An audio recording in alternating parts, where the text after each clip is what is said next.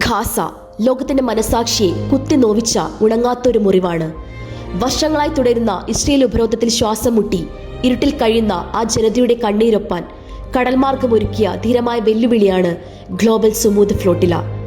സ്ഥൈര്യം എന്നർത്ഥം വരുന്ന സുമൂദ് എന്ന പേര് പോലെ ലോകത്തിന്റെ നാനാഭാഗത്തു നിന്നുള്ള സമാധാന പ്രേമികളും മനുഷ്യ സ്നേഹികളും നിയമപരമായി തടസ്സമില്ലാത്ത ഒരു മാനുഷ്യ കിടനാഴി തുറക്കാനായി നെഞ്ചുറപ്പോടെ കടലിലിറങ്ങിയ ചരിത്രപരമായ മുന്നേറ്റമാണിത്. ഗാസയുടെ രക്ഷക്കായുള്ള ഈ കടൽ യാത്രയിൽ 47 രാജ്യങ്ങളിൽ നിന്നുള്ള 500ഓളം ധീരർ പങ്കെടുത്തു. ഉപരോധം ലംഘിച്ച് പ്രത്യാശയുടെ ഒരു കരം നീട്ടുക എന്നതായിരുന്നു ലക്ഷ്യം. എന്നാൽ ഗാസ തീരത്തെ കടുക്കും മുമ്പ് ഇസ്രയേൽ നാവികസേന അന്താരാഷ്ട്ര കപ്പൽ പാതയിൽ വെച്ച് ഫ്ലോട്ടിലയെ പൂർണ്ണമായും ഫലമായി തടഞ്ഞു.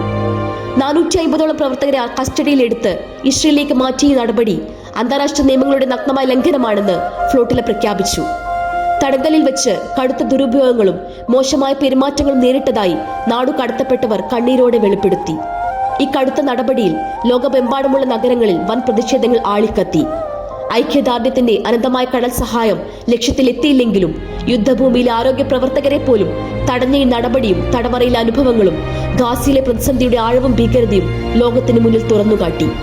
2010 മാവി മർവ ഫ്ലോട്ടില സംഭവം പോലെ ഉപരോധത്തെ ചോദ്യം ചെയ്ത ഈ മുന്നേറ്റം പാലസ്തീൻ ഐക്യദാർഢ്യത്തിന്റെ പുതിയ അധ്യായമായി മാറി. സുമൂദ് ഫ്ലോട്ടിലയിലെ പ്രവർത്തകർ അറസ്റ്റ് ചെയ്യപ്പെട്ടെങ്കിലും അവർ ഉയർത്തിയ ധീരമായ പതാക ലോകമെമ്പാടുമുള്ള മനുഷ്യ സ്നേഹികളുടെ വേദനിക്കുന്ന മനസ്സിൽ ഉയർന്നു പറക്കുന്നുണ്ട്. മനുഷ്യാവകാശ ലംഘനങ്ങൾക്കെതിരായ ആഗോള പോരാട്ടത്തിലെ ഒരു സുപ്രധാന അധ്യായമായി ഈ കടൽ യാത്ര എന്നും ഓർമ്മിക്കപ്പെടും.